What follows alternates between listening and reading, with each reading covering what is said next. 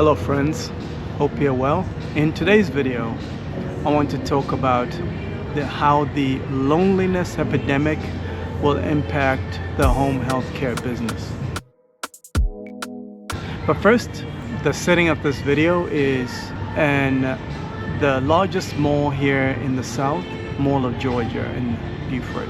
It's not until you travel the world, you go to different parts of the world, you experience different cultures, that you start to realize everything that's uniquely different about the United States now. I don't believe it was always like this. I'm sure when I was a kid, the loneliness epidemic wasn't out of control, but it's so obvious when you come back after being in different parts of the world where people are not lonely. They don't have money, but they're not lonely. You get what I'm trying to say? But here, people have money, but they're very lonely. It's actually very terrifying to think about the long-term impact on society and business in general. But let me start by mentioning what I believe is the long-term impact on society. I used to come to this mall with my kids, and there are a bunch of restaurants around here that used to have outdoor seating and used to be really popular. Now granted, I'm here on a Tuesday afternoon, and I'm pretty sure during the weekends there are more people here. But I used to see outdoor seating in a lot of these outdoor restaurants, which is a strong indicator that these restaurants are not getting as much business as they used to just as recently as 5 years ago. Also, people are not having kids like that. I don't remember the last time I was invited to a wedding in the last 8 years that I lived in this city full time. Yes, I know there are kids behind me and everything, there's some kids, but it's not like where I live now, like Africa. There are kids everywhere. Restaurants, facilities, they're all catered to families. But here, because people are not having kids, people are not starting families, it means that a lot of businesses are shifting who they cater to. If you go to a lot of these restaurants, you will see half their orders are for people to order online versus coming in, getting to meet possibly the owner, making connections with other people. Instead, what people would rather do is get this mobile device here, go to Grubhub, go to Uber Eats, and place an order to be delivered to their office, workplace, or their home. Even the businesses are picking up on this too. The consumer behavior is shifting to cater more to single people, not necessarily to families. Even when I was here, it was really difficult for me to take my family out to different places, even here, because yeah, they have this play area and everything, but it's not the same when you travel to other places that put family first. If this mall was in Africa, all these restaurants will have their own little playpen. You'd even have some of the waitresses, some of the waiters chipping in, helping you out if the kid is out of control and making sure you guys are comfortable in that restaurant. It's crazy to see the differences in culture. So I'm getting a culture shock all over again every time I come here. Seriously, I'm like, wow, this is so different. So here's the impact on the home care business that we're gonna see in the future. It's more like a long-term impact, really. A lot of these people that are single right now, they're unmarried, they're not starting families. Who's gonna take care of these people is the question you need to ask yourself. Even though they have money in their pockets, they don't have people they know, like, and trust, who they can depend on. Let me give you a perfect example. On my wife's family side, we have a 95-year-old grandmother. My wife has a 95-year-old grandmother who's still alive and kicking, and she's doing amazing. I'll probably put a picture of her somewhere around here. And it's beautiful to see how she's treated because she has about 8 kids, I believe. They're in their 60s and 70s now. And all they do is chip in, and they're actually fighting to take care of her. Isn't that amazing? Because it brings a lot of blessings and respect to their home by taking care of the elderly. But here we put our elderly in care facilities, or we have these home health aides come to take care of them. The elderly out there becomes part of the nuclear family. So let's say if the nuclear family has mom, dad, 2 or 3 kids, now grandma is going to be part of that family.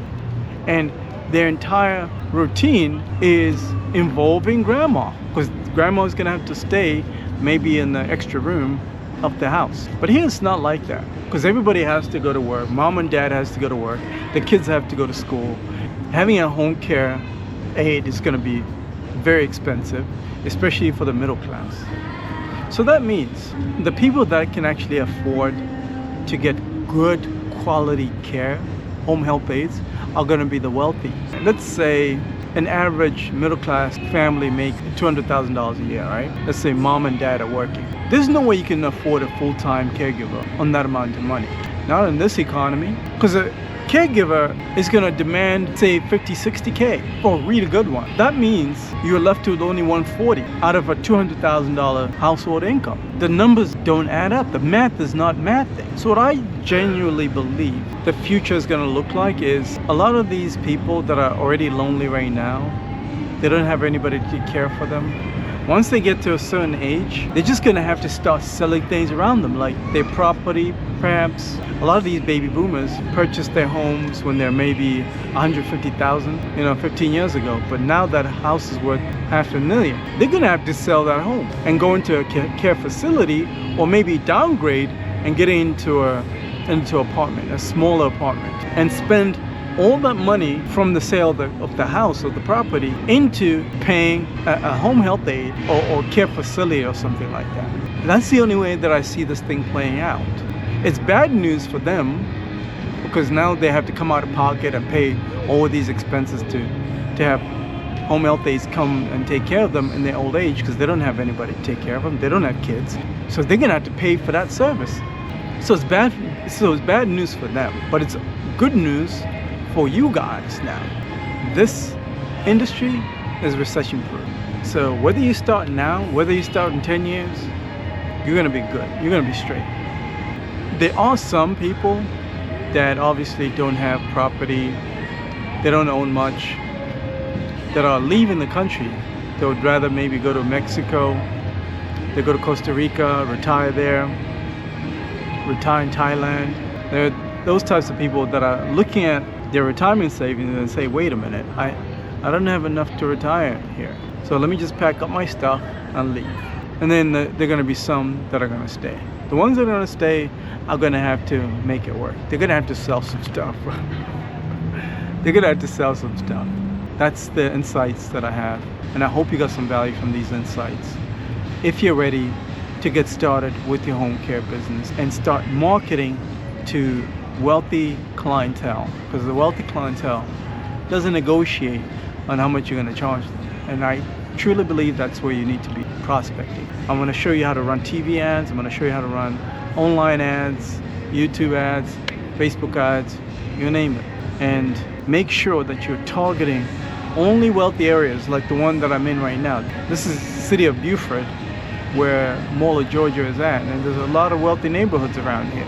So you can completely dominate a neighborhood like this one, which could have about 100,000 people that can afford your services.